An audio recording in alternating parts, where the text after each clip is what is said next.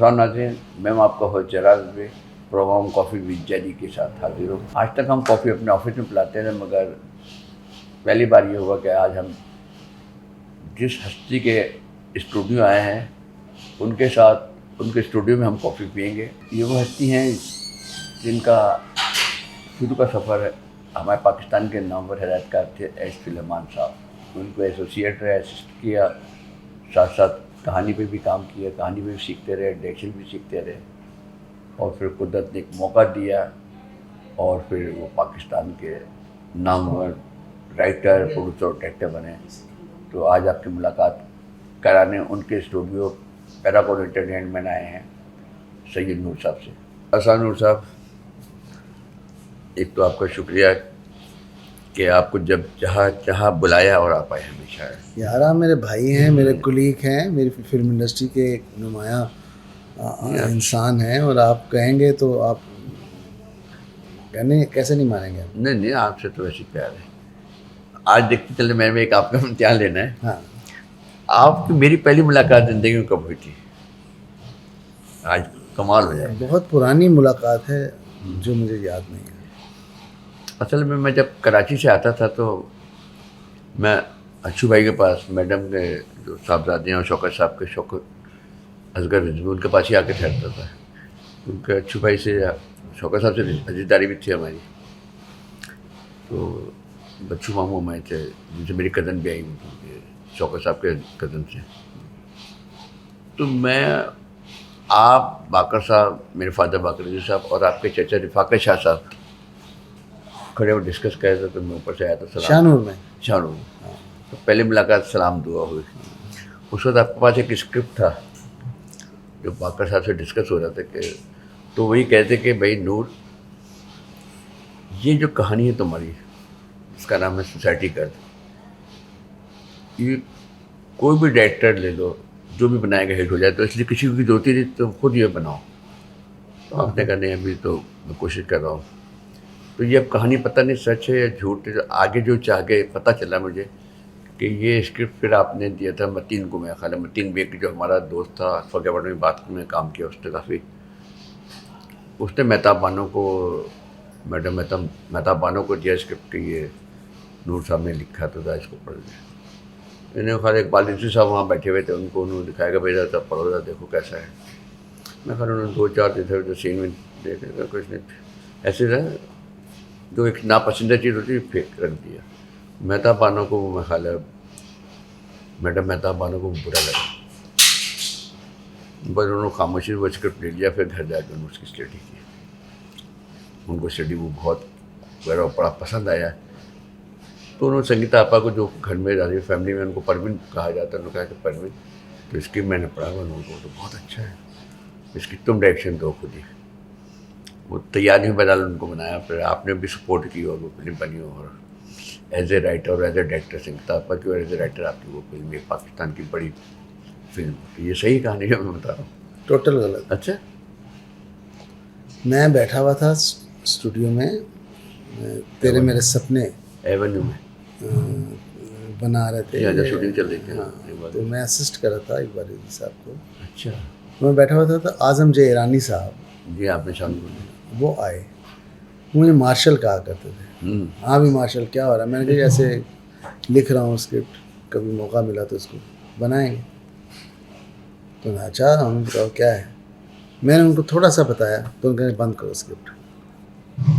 मेरे साथ था वो, मुझे अपनी गाड़ी में उठाया, मैंने कहा पता नहीं क्या हो गया, लेके मुझे मॉडल टाउन आ गए घर पे। हाँ, मैडम मेहताब हाँ, मुंडे घर के पास कि इसको सुनेंगे तो बहुत ज़बरदस्त कहानी है इसके पास। तो अच्छा, वो मुझे वैसे भी प्यार करती थी, हाँ, वो असिस्ट करता। तो ये भी तो अंकल भी, मैंने उनको सुनाया। परवीन दरवाजे की ओर में, उनको इतना नहीं था कि वो आके बैठ जाएं, इतना उनका दबदबा था मेहताब आंटी का बहुत अच्छा। तो उन्होंने सुनी, उन्होंने कहा बहुत अच्छा है, हम बनाएंगे इसको। और मुझे कहा कि आप जाफर शाह बुखारी से मिल लें, वो हमारे डायरेक्टर हैं। उस ज़माने में इज़्ज़त और पता नहीं औरत एक पहेली और ये वो बन रही। मैं जाफर शाह बुखारी साहब के पास गया, उन्होंने कहानी सुनी। और मेरी ठीक है, काम करते हैं इस पे। फिल्म की ओपनिंग हो गई और उसके बाद जाफ़र शाह बुखारी साहब ने मुझे कहा कि इसमें ये तब्दीलियाँ जो हैं ये करनी है कहानी। मैंने कहा इससे ख़राब हो जाएगी कहानी। मुझे कहा तो ज़्यादा पता है कि इसी तरह ही होगा। मैंने जाके साफ साफ मिताब बानो मैडम को कह दिया कि जी इस तरह है, चेंजेस चाह रहे हैं और वो ख़राब हो जाएगी कहानी उससे। तो मैंने कहा मैं फिल्म ही नहीं बनानी, बंद करो। गुड। फिल्म बंद हो गई, 6 महीने फिल्म बंद रही, साल। आउटडोर में गाना पिक्चराइज हो रहा था, मैं हो गई दिलदार की, मैडम संगीता हीरोइन थी उसकी। मैं असिस्ट कर रहा, मैं बैठा हुआ ब्रेक में मरी। तो बात स्क्रिप्ट की आ गई, तो मैडम संगीता कहने लगी नूर ये बड़ी अच्छी कहानी है, क्या करें। मैंने कहा मेरे जहन में एक आइडिया है, आप इसको डायरेक्ट करें, मैं आपको असिस्ट करूँ। गुड। और यूँ ये इस तरह बन गया माशाल्लाह। गुड। अच्छा, आजकल बड़ा चूड़ियाँ 2 का बड़ा जिक्र हो रहा है। मैं समझता हूँ कि चूड़ियाँ और मजाजन दोनों बड़ी फिल्म है, मगर एक मजाजन मैं समझता हूँ क्लासिक पिक्चर है। तो आप मजाजन 2 क्यों नहीं बना रहे? वो भी बना लेंगे, पहले ये तो बना लेंगे। इंशाल्लाह मौला परवरदिगार। आपके साथ शाह ने बहुत काम किया, मोहब्बत आना ने भी किया, बाबर अली ने बहुत किया है। आपकी नज़र में तीनों में बाअदब कौन है, परफॉर्मर बहुत कौन है, और अपने वक्त का पाबंद कौन है? देखिए किसी की ज़ाती रवैये को मैं डिस्कस नहीं करता हूँ। तीनों अपने अपने जगह बहुत अच्छे, बहुत बड़े आर्टिस्ट हैं, बड़ा काम किया है तीनों ने। चाहे वो इवन साउद ने बहुत अच्छा काम किया, हवाएं में बहुत। उसकी ज़िंदगी की सबसे बड़ी फिल्म वही है हवाएं। और शान साहब ने बहुत अच्छा किया, मोहम्मद साहब ने बहुत अच्छा किया, बाबर साहब ने बहुत अच्छा काम किया, सब ने। अपनी अपनी जगह सब ने अच्छा किया। मैं उनको कैटेगराइज करूँगा तो वो कोई मायने नहीं तो रखता। रोल के हिसाब से जो शूट करेगा वो अच्छा है। अच्छा, ये सही है कि घूंघट में शान की जगह पहले नुमान इजाज था? जी हाँ, ये बाद में आपने चेंज किया? नुमान थे, उनका डेट्स का कुछ मसला हुआ, तो फिर शान को मैंने बुलाया हुआ था संगम के लिए। तो मैंने उसको शहजाद को कहा कि यार इसको कर लेते हैं शान। शहजाद साहब और उनके जो दीगर प्रोड्यूसर्स थे साथ में, उन्होंने मेहरबानी उनकी, उन्होंने बात मान ली और जो शान आ गए उस फिल्म में। हाँ, मतलब यार अच्छा, उसका कमबैक वहीं से हुआ है ना, जी हाँ। घूंघट से ही हुआ है। और मैं समझता श्यामा जी का भी वहीं से कमबैक, दोनों को वहाँ से हुआ। बिल्कुल। अपने दूसरा फिल्में तो आपकी बहुत सारी माशाल्लाह, 10 फिल्में हैं आपके as a direction, as a writer. उससे संगम है, सरगम है, हवाएं, घूंघट, कसम, डाकू रानी, दुपट्टा जल रहा है, झूमर, चूड़ियाँ, मजाजन। आपको इनमें सबसे ज़्यादा कौन सी ज़्यादा फिल्म पसंद है अपनी ज़ाती तौर से? दीवाने तेरे प्यार के, जिसका नाम हाँ, नहीं लिया, सॉरी, दीवाने तेरे प्यार बहुत अच्छी। और कमांडो। हाँ, कमांडो, दीवाने पे बहुत अच्छी, उसमें जिया अली का काम भी बहुत अच्छा था। और मोहम्मद आना सही मानो तो इंट्रोड्यूस वहीं से हुआ है।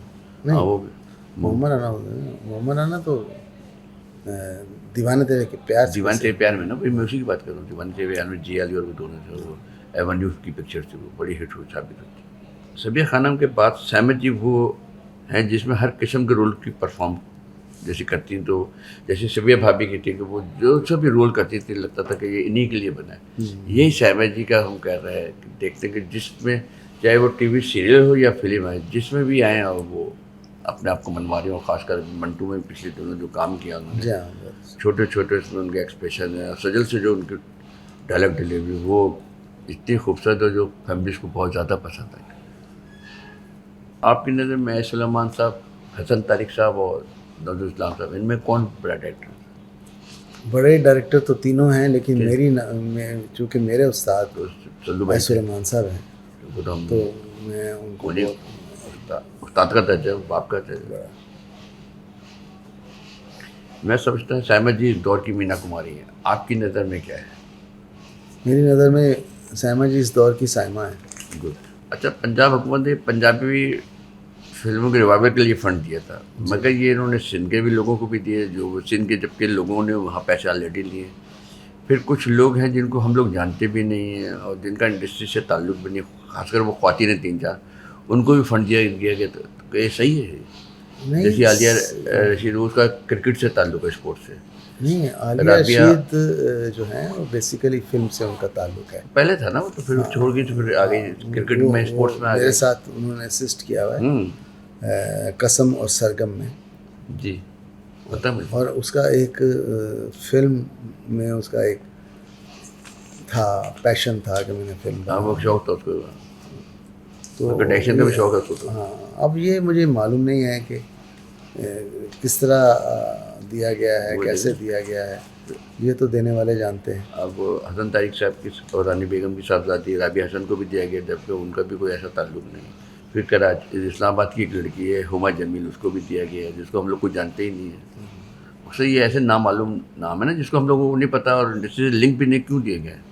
ये तो उनसे सवाल करना चाहिए ऑब्लाइज कर रहे हैं जिन्होंने दिया है या किया है। हमारे बहुत से लोग थे जो उनको देना चाहिए था, जैसे परवेज़ कलीम साहब से, जहूर गिलानी साहब से, इस टाइप के लोगों को जो सपोर्ट करते थे, जो इंडस्ट्री में काम करते आ रहे हैं। और इस वक्त इसमें ताकत नहीं है उन लोगों में, बेचारों में। बिल्कुल बिल्कुल। मैं तो इस पॉइंट से बात कर रहा हूँ आज तक। नहीं, परवेज़ कलीम साहब तो मोस्ट डिजर्विंग पर्सन है, लेकिन उन्होंने मेरे ख्याल अप्लाई नहीं, पेपर भी नहीं जमा कराया। मैंने भी करा है। वो बहुत बड़े आदमी हैं और मैं ये समझता हूँ कि उनको है ऑब्लाइज, वैसे गवर्नमेंट को खुद करना चाहिए ऐसे लोगों को जो इंडस्ट्री के लिए काम करते आ रहे हैं। उन्हें खुद, मैंने कई दफ़ा कहा, आपका लाया और 2-3 लोगों को मैंने कहा ये सीनियर लोग हैं, इनको बिठाएं, इनको ज्यूरी में फिर तहकीकात करें कि इंडस्ट्री में कौन है जो मेरिट पे जिनको पैसे दिए हैं, जिससे सही काम हो सके। हम लगे हुए मकसद, हम इंसाफ ही नहीं कर पा रहे हैं। अभी तो देखें, अभी तो रिज़ल्ट आएंगे ना इंशाल्लाह। अभी तो लोग बना रहे हैं, रिज़ल्ट आएंगे इंशाल्लाह। अच्छा, अब ये देखें ना कि कम से कम 28-30 लोगों को दिए गए। अब ये क्या 6 महीने 8 महीने तक ये कम से कम 15-20 फिल्में तो तैयार हो कम से कम। तो अगले साल 2027 के अंदर फिल्मों की रिलीज शुरू बने, हो जाएंगी। उसके साथ साथ ये जो 1 स्क्रीन वाले सिनेमा, इनको भी दोबारा बहाल किए जाए ना। ये सिंगल आप कुछ स्क्रीन क्यों नहीं कहते सिनेमा गवर्नमेंट से? बहुत अच्छा बिजनेस दे सकते हैं, जहां मासीज जो है सस्ती टिकट के साथ देखें फिल्म। आपने देखा ताल्लुकात भी, जैसे मरियम औरंगजेब साहब आपके फर्स्ट जहाँ पहली दफ़ा आपके यहाँ आए थे दावत पे, जहाँ ये अनाउंस हुए थे दोबारा, तो आप उनको ये जैसे अभी बहुत से, जब माना साहब बने थे चेयरमैन, तो सर उन्होंने कहा था कि जी शहजाद रफीक साहब ने कहा जी रेडियो पाकिस्तान की पंजाब में बहुत ज़मीनें हैं, तो हम उसके ऊपर सिनेमा बनाएंगे। वो बातें चलती रही 30 साल। फिर आया कि जी जितने स्टेशन हैं, रेलवे स्टेशन, वहाँ भी ज़मीन पड़ी हुई है, तो वहाँ भी साइड में सिनेमा बन सकते हो।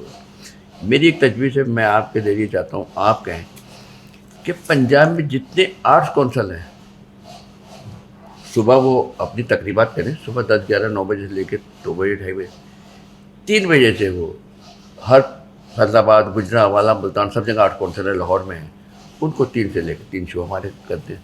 तो उससे जो हमारे पास सिनेमा ऑटोमेटिक बना बनाया मिल जाएगा हमको, और कंस्ट्रक्शन करेंगे, बनेगा वो जब वक्त आएगा। ऐसे जो थिएटर के बहुत से सिनेमा, उनको भी रोका जाए और उनको थिएटर की जगह सिनेमा दोबारा बनाया जाए। नहीं, ये तजवीज़ दें ना आप देंगे, क्योंकि आपका लिंक ज़्यादा है। क्योंकि मैं तो प्रोग्रामों में, कई इंटरव्यू में कई बातें कह चुका हूँ, वहाँ तक पहुँचनी बात है ना सर। हमारी गवर्नमेंट के इदारों में कोई पहुँचाने वाला होगा तो होगा ना। तो आप उनको लिंक है, आप कह भी सकते हैं कि ये करो तो ऐसे सिनेमा हमारा होगा, तो 1 स्क्रीन होगा तो हम बचेंगे ना। सिंगल स्क्रीन सैन्य पैक सिनेमा से तो हम नहीं बच सकते ना। वो 100, 200, 150 और अपनी पसंद, अगर उनको फिल्म पसंद नहीं आई तो उतार देते हैं। सही, जैसे इसको दिल्ली गेट के साथ यही कुछ हुआ। हालांकि कास्ट भी थी, सब कुछ, तो मगर नहीं हुआ। हालांकि मैं उनको समझाता ना कि भाई ईद के बाद ले जाओ, 2-3, 4 वीक के बाद लगा दो, मगर उनको भी कोई जोम था। भाई बोला जियो बीच में एडवर्टाइजिंग चल रही है, आग लगी बस्ती में यार, भाई इतनी एडवर्टाइजिंग कर रहे हो, वहाँ आपकी एडवर्टाइजिंग नहीं, कोई कैसे फिल्म चलेगी? मगर लोगों की बात समझ में नहीं आता है बस कि भाई फिल्म तो अच्छी है, बुरी दरमी नहीं करनी चाहिए बिजनेस में। देखिए फिल्म तो अच्छी है, बुरी जो भी हो तो 6 बजे पता चलता है, मगर आपकी मार्केटिंग तो सही होनी चाहिए ना। सही, ये तो किसी को भी नहीं चल रहा है कि फिल्म चलेगी नहीं चलेगी, किसी को क्या पता है। ये तो फैसला 6, 6:30 बजे अवामी करती है ना। हाँ, हर डायरेक्टर अच्छी बनाना चाहता है, हाँ, कोई भी फ्लो फिल्म नहीं बनाता। कोई नहीं, हर डायरेक्टर, जैसे हर माँ को अपना बच्चा पसंद है, हर डायरेक्टर अपनी फिल्म पसंद होती है। दूसरा मेरा जनरेशन, जो हमारी जो नई यूथ है, उसको कोई ऐसा पैगाम दे जिससे वो आपकी उस बात से उनको बढ़ने में आगे इस काम में, शो बिज़ में, खासकर इंडस्ट्री में, के डायरेक्शन है, राइटिंग में है, एक्टिंग के अंदर मुख्तलिफ जगहों के शोबे में, कि वो क्या कुछ करें कि इन शोबों में वो तरक्की करें और हमारी यूथ उभर के ऊपर आए। देखिए अभी चांस बन रहा है ये यूथ को ट्रेनिंग लेने का। जो सिटी हमारा ये नहीं सिटी वो तो बनेगा जब भी कोई साल लगेगा बनेगा। ना। अभी चांस ये बन रहा है कि बहुत सारे लोग फिल्म शुरू कर रहे हैं, हाँ इंशाल्लाह उसमें उनके साथ आके उनको असिस्ट करना चाहिए और प्रैक्टिकल देखना चाहिए फिल्म क्या है, कैसे बनती है, उसका क्या स्क्रीन प्ले क्या होता है, उसके लेंसेज का क्या कमाल होता है, कैमरा कैसे रखा जाता है, डायरेक्टर कैसे करता है, ये सब प्रैक्टिकल पढ़ के आप नहीं कर सकते जब तक आप प्रैक्टिकल नहीं करेंगे। तो ये एक चांस बन रहा है नए लोगों को आके इंशाल्लाह डिफरेंट डायरेक्टर्स के साथ असिस्ट करना चाहिए। आपने सुनी मेरी नूर साहब की बातें, इससे समझें, सीखें और हमारा प्रोग्राम देखने के बाद लाइक भी करें, शेयर भी करें, कमेंट्स भी करें और हाँ सब्सक्राइब भी कर लीजिएगा। थैंक यू बहुत बहुत नूर साहब, बड़ी मेहरबानी, थैंक यू।